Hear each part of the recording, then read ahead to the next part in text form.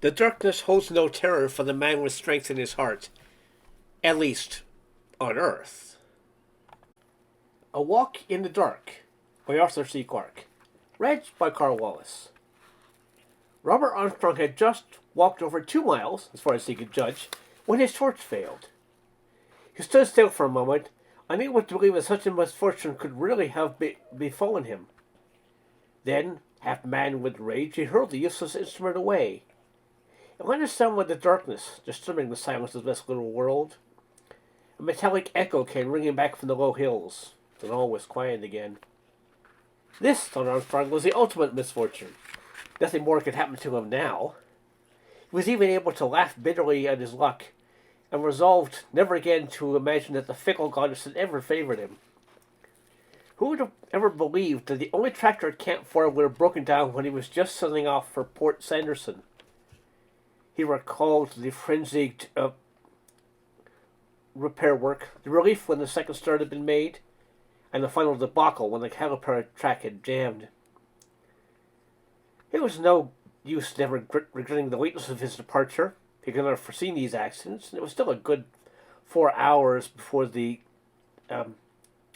canopus took off. He had to catch her, whatever happened. The ownership would be touching at this girl for another month. Apart from the urgency of his business, 4 more weeks on this out-of-the-way planet were unthinkable. There had been only one thing to do. It was likely that Port Sanderson was little more than 6 miles from the camp. Not a great distance even on foot. Had to leave all his equipment behind, but he could follow the next ship, and he could manage without it. The road was poor, merely stamped on a rock by one of the board's 100-ton crushers, but there was no fear of going astray. Even now he was in no real danger, though he might well be too late to catch the ship. Progress will be slow, for he dare not risk losing the road in this region of canyons and enigmatic tunnels that had never been explored. It was, of course, pitch dark. Here at the edge of the galaxy, the stars were so few and scattered their light was negligible. The strange crimson sun-disk lonely world would not rise for many hours. Although 5 of the little moons were in the sky, they could barely be seen by the unaided eye. Not one of them could even cast a shadow.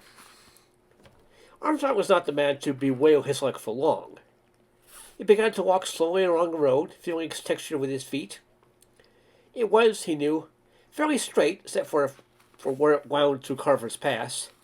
He wished to have a stick or something to probe the way before him. He'd have to rely for guidance on the feel of the ground. It was terribly slow at first, until he gained confidence. He known how difficult it was to walk in a straight line. Although the feeble stars gave him his bearings, again and again he found himself stumbling along the virgin rocks at the edge of the crude roadway. He was traveling in long zigzags that took him to alternate sides of the road. Then he would stub his toes against the bare rock and grope his way back onto the hard-packed surface once again. Presently it settled down to a routine. It was impossible to estimate his speed. He could only struggle along and hope for the best. There were 4 miles to go. 4 miles in as many hours. Should be easy enough unless he lost his way. Once he mastered the technique, he could afford the luxury of thought. He could not pretend he was enjoying the experience, but he had been in much worse positions before. As long as he remained on the road, he was perfectly safe. He had been hoping his eyes became adjusted to the starlight he would be able to see the way, but he now knew the whole journey would be blind. The discovery gave him a vivid sense of his remoteness for the heart of the galaxy. On a night as clear as this, skies of almost any other planet would have been blazing with stars. Here, at this outpost of the universe, the sky held perhaps 100 faintly gleaming points of light, as useless as the 5 ridiculous moons on which no one had ever bothered to land. A slight change in the road interrupted his thoughts. Was there a curve here, or had he veered off to the right again? He moved very slowly along the invisible and ill-defined border. Yes, there was no mistake. The road was bending to the left. He tried to remember its appearance in the daytime, but he'd only seen it once before. Did that mean he was nearing the pass? He hoped so, for the journey would then be half completed. He peered ahead into the darkness, but the ragged line of the horizon told him nothing. Presently he found the road to straighten itself out again, and his spirit sank. The entrance to the pass must still be some way ahead. There were at least 4 miles to go. 4 miles. How ridiculous the distance seemed. How long would it take for the canopus to travel 4 miles? He doubted if Mad could measure so short an interval of time. How many trillion miles had he, Robert Armstrong, traveled in his life? It must have reached a staggering total by now. For the last 20 years, he has scarcely stayed more than a month at a time in any single world. This year, he had made twice the crossing of the galaxy, and it was a notable journey, even in these days of the Phantom Drive. He tripped over a loose stone and a jolt brought him back to reality. It was no use here, thinking of ships that could eat up the light years. He was facing nature, with no weapons but his own strength and skill. It was strange that it took him so long to identify the real cause of his uneasiness. The last 4 weeks had been very full, and the rush of his departure, coupled with the annoyance and anxiety caused by the tractor's breakdowns, had driven everything else from his mind. Moreover, he had always prided himself on his hard-headedness and lack of imagination. Until now he had forgotten all about that first evening back at the base, when the crew had regaled him with the usual tall yards concocted for the benefit of newcomers. It was then the old base clerk told the story of his walk by night from Port Sanderson to the Cap, and of what trailed him through Carver's Pass, keeping always beyond the limit of his torchlight. Armstrong, who had heard such tales in a score of worlds, had paid little attention at the time. This planet, after all, was known to be uninhabited. But Hardy could not dispose of the matter as easily as that. Suppose, after all, there was some truth in the old man's fantastic tale. It was not a pleasant thought, and Armstrong did not intend to brood upon it. But he knew if he dismissed it out of hand, it would continue to prey on his mind. The only way to conquer imaginary fears was to face them boldly. He would have to do that now. His strongest argument was the complete barrenness of this world and its utter desolation, though against that one could set many counter-arguments, as indeed the old clerk had done. Imagine had lived on this planet for 20 years, much of it was still unexplored. No one could deny that tunnels out in the wasteland were rather puzzling, but everyone believed them to be volcanic vents. Though, of course, life often came in such places. With a shudder he remembered the giant polyps that had snared the first explorers of Wargon 3. It was all very inconclusive. Suppose, for the sake of argument, one granted the existence of life here. What of that? The vast majority of lifeless in the universe were completely indifferent to man. Some, of course, like the gas beings of Alcaron or the roving wave lattices of Chandelune, could not even detect him, but passed through around him as if he did not exist. Others were merely inquisitive, some embarrassingly friendly. There were few indeed that could attack unless provoked. Nevertheless, it was a grim picture the old store's clerk had painted. Back in the warm, well-lighted smoking room, with the drinks going around, it had been easy enough to laugh at it. But here in the darkness, miles from any human settlement, it was very different. It was almost a relief when he stumbled off the road again and had to grope with his hands until he found it once more. He seemed a very rough patch, and the road was scarcely distinguishable from the rocks around. A few minutes, however, he was safely on his way again. It was unpleasant to see how quickly his thoughts returned to the same disquieting subject. Clearly it was worrying him more than he cared to admit. He drew consolation from one fact. It had been quite obvious that no one at the base had believed the old fellow's story. The questions and banter had proved that. At the time he laughed as loud as any of them. After all, what was the evidence? A dim shape just seen in the darkness that might have well have been an all-they-formed rock. Any curious clicking noises that could so impress the old man? Anyone could imagine such sounds at night if they were sufficiently overwrought. If it had been hostile, why hadn't the creature come any closer? Because it was afraid of my light, the old chap had said. Well, that was plausible enough. It would explain why nothing had ever been seen in the daylight. Such a creature might live underground, only emerging at night. Why was he taking the old ravings so seriously? Armstrong got control of his thoughts again. If he wanted this way, he told himself angrily, he would soon be seeing and hearing a whole menagerie of monsters. There was, of course, one factor that disposed of the ridiculous story at once. It was very, very simple. He felt sorry he hadn't thought of it before. What would such a creature live on? There was not even a trace of vegetation on the whole of the planet. You'll have to think that the bogey could be disposed of so easily. Same instance, felt annoyed with himself for not laughing aloud.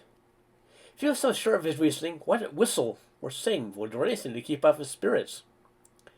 Put the question fairly to himself as a test of his manhood. Half ashamed, he had to admit he was still afraid.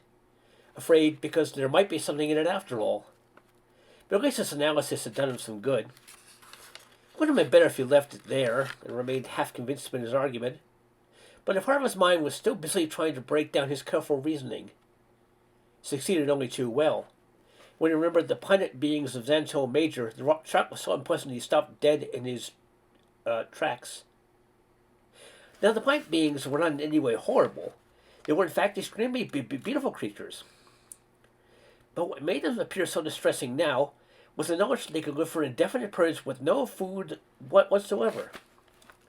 All the energy needed for their strange lives they extracted from cosmic radiation. That was almost as intense here as anywhere else in the universe. He scarcely thought of one example before others crowded into his mind. He remembered the life form on Trantor Beta, which is the only known capable of directly utilizing atomic energy. That, too, had lived in an utterly barren world very much like this. Armstrong's mind was rapidly splitting into two distinct portions, each trying to convince the other, and neither wholly succeeding. He did not believe how far his morale had gone until he found himself holding his breath, just lest to conceal any sound from the darkness about him.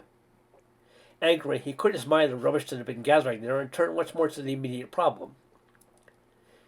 There was no doubt the road was slowly rising, and the silhouette of the horizon seemed much higher in the sky. The road began to twist. Suddenly he was aware of great rocks on either side of him. Soon only a near ribbon of sky was still visible, and the darkness became, if possible, even more intense. Somehow he felt safer with the rock wall surrounding him. It meant he was protected except in two directions. Also, the road had been left more carefully, and it was easy to keep it. Best of all, he now knew that the journey was more than half completed. For a moment his spirits began to rise. Then, with maddening perversity, his mind went back into the old grooves again. He remembered that on the far side of Carver's Pass the old crook's adventure had taken place, if it had ever happened at all. In half a mile he would be out in the open again, under the protection of these sheltering rocks.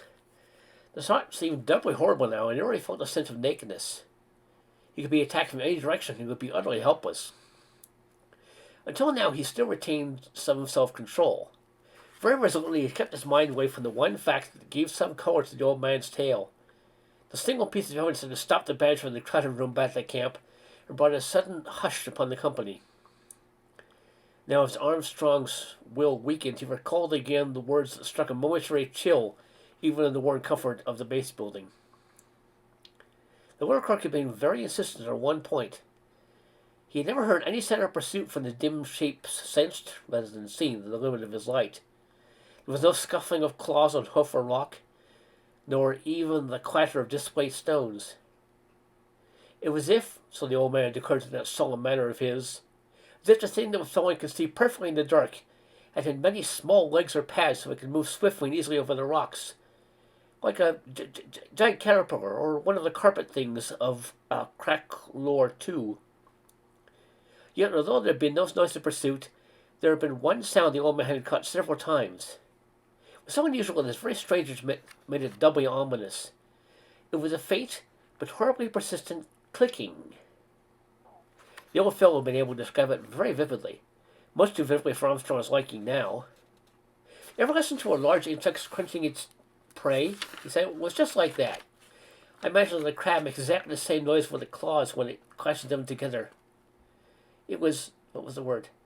A chitinous sound. At this point, Armstrong remembered laughing loudly. Strange it was all coming back to him now. But no one else had laughed, although he had been quick to do so earlier. Sensing the change of tone, he sobered at once and asked the old man to continue his story.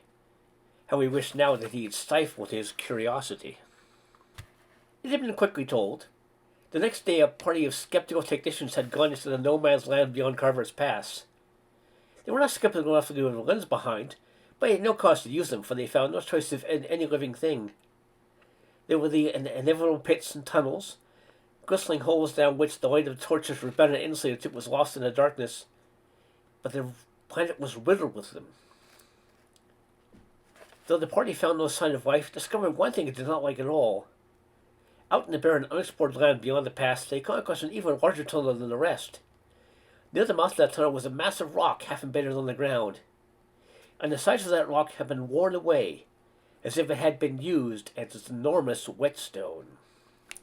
No less than 5 of those present had seen this disturbing rock. None of them could explain it satisfactorily as a natural formation, but they still refused to accept the old man's story. There had been an uncomfortable silence after Armstrong had asked them if they ever put it to the test. Then big Andrew Hargraves had said, "Hell, he'd walk out to the pass at night just for fun," and left it at that. Indeed, there was no other record of anyone walking from Port Sanderson to the camp by night, or for that matter, by day. During the hours of light, not one particular human being could live in the open beneath the rays of the enormous lurid sun that seemed to fill half the sky. No one walked 6 miles, wearing radiation armor, if the tractor was available. Armstrong felt he was leaving the pass. The rocks on the other side were falling away, and the road was no longer as firm and packed as it had been. It was coming onto an open plain once more. Somewhere not far away in the darkness was that enigmatic pillar that might have been used for sharpening monstrous fangs or claws. It was not a reassuring thought, but he could not get out of his mind. Feeling distinctly worried now, Armstrong made a great effort to put himself together.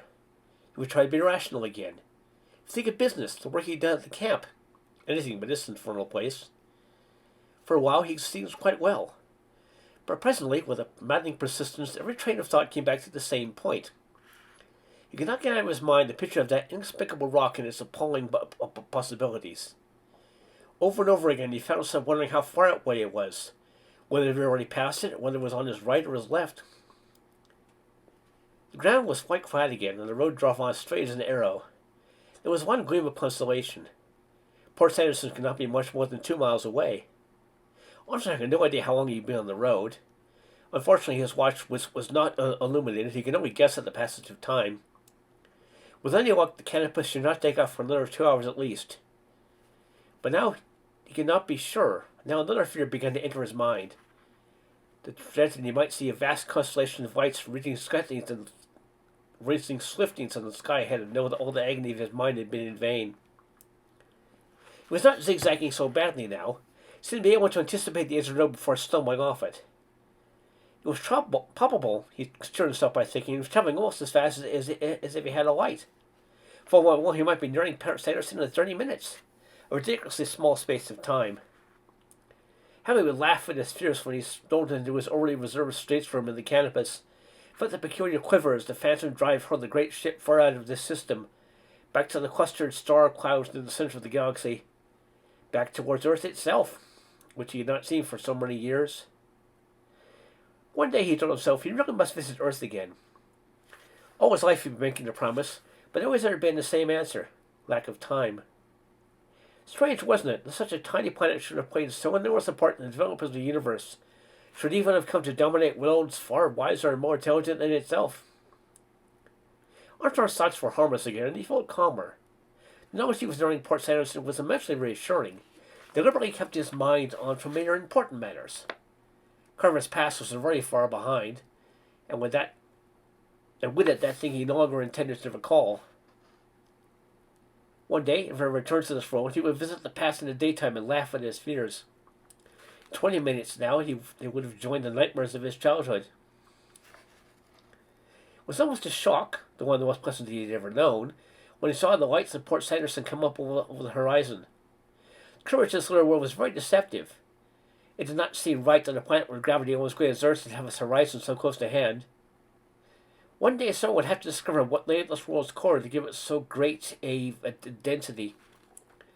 Perhaps the many tunnels would help. It was an unfortunate turn of thought, but the innocence of his goal had robbed it of terror now. Indeed, deciding he might really be in danger seemed to give his adventures a certain piquancy and heightened interest. Nothing can happen to him now, with 10 minutes to go and the light of the port already in sight. A few minutes later, his feelings changed abruptly when he came to the sudden bend on the road. He had forgotten the chasm that caused his detour and added half a mile to the journey. Well, what of it, he thought stubbornly. Half a mile will make no difference now. Another 10 minutes at the most. It was very disappointing when the lights of the city vanished. Armstrong could not remember the hill which the road was skirting. Perhaps it was only a low ridge, scarcely noticeable in the daytime. But behind the lights of the port, he had taken away his chief talisman and left again at the mercy of his fears. Very reasonably, his intelligence told him, he had begun to think how horrible it would be if anything happened now, so near the end of the journey. He kept the worst of his fears at bay for a while, hoping desperately the lights of the city would soon reappear. But as the minutes dragged on, he realized the ridge must be longer than he imagined. Tried to cheer himself by the thought the city would be all the nearer when he saw it again, but somehow logic seemed to have failed him now. For presently he found himself doing something he had not stooped to, even out in the waste by Carver's Pass. He stopped, turned slowly round, and with bated breath listened till his lungs were nearly bursting. The silence was uncanny, considering how near he must be to the port. There was certainly no sound from behind him. Of course, there wouldn't be, he told himself angrily, but he was immensely relieved. The thought of that faint and insistent clicking had been haunting him for the last hour. So funny familiar was the noise that did reach him at last, that the anticlimax almost made him laugh aloud. Drifting through the still air from a source clearly not more than a mile away came the sound of a landing field tractor, perhaps one of the machines loading the canopus itself. In a matter of seconds, thought Armstrong, he would be round the ridge with the port only a few hundred yards ahead. The journey was nearly ended. In a few moments his evil plane would be no more than a fading nightmare. It seemed terribly unfair, so little time. Just a small fraction of a human life was all he needed now. But the gods had always been unfair to man, and now they were enjoying their little jest. For there could be no mistaking the rattle of monstrous claws in the darkness, ahead of him. The end.